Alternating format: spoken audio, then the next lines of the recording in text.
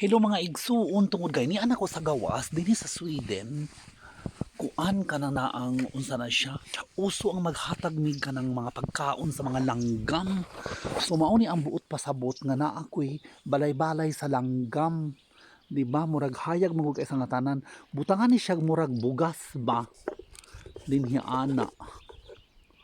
Oh, yes. Dinhi na siya anaon kay magkuan man na ana.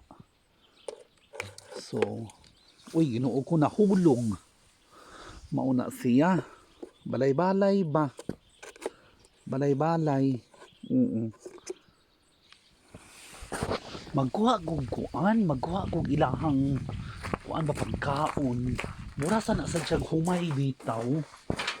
Mauni siya ang kuan pagkaon sa among langgam diri. Yes. So mura gid siya humay.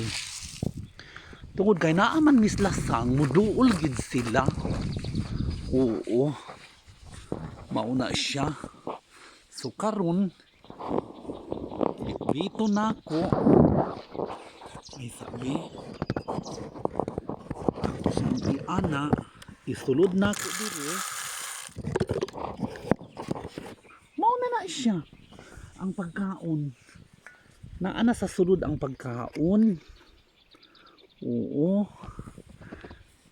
Kana kay ang mga langgam dinhi mutabang ni siya sa environment.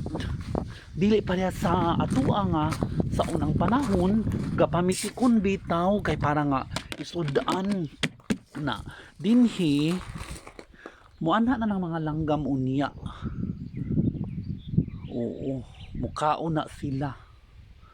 Mukaon ng mga langgam ba? Yes.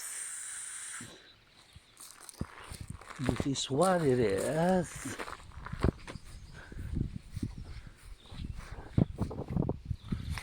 This is what it is. Yeah. This is the bird.